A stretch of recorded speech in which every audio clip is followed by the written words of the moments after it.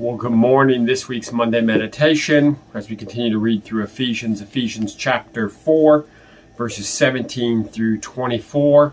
And I trust it'll be an encouragement and a challenge to you this morning as Paul continues in the practical section of Ephesians. And we're moving into the portion where Paul is going to challenge believers to put off the old man and put on the new man, and unpacking what that looks like. So once again, Ephesians chapter 4, beginning in verse 17. Now this I say and testify in the Lord, that you must no longer walk as the Gentiles do, in the futility of their minds. They are darkened in their understanding, alienated from the life of God because of the ignorance that is in them, due to their hardness of heart. They have become callous and have given themselves to sensuality, greedy to practice every kind of impurity. But that is not the way you learn Christ.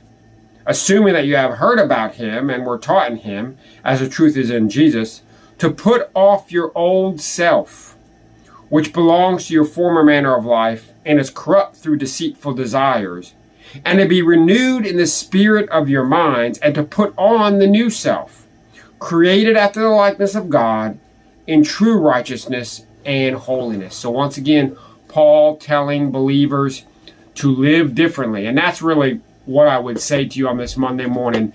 As a Christian, as a follower of Jesus, our lives are to look very much different than the lives of those who are not believers.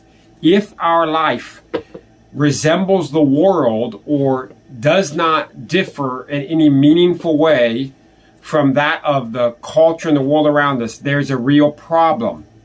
And I would encourage you to ask the Lord to search your heart and to see areas in which maybe you aren't putting off the old man, and then to ask him to give you the grace and the strength to put on the new man.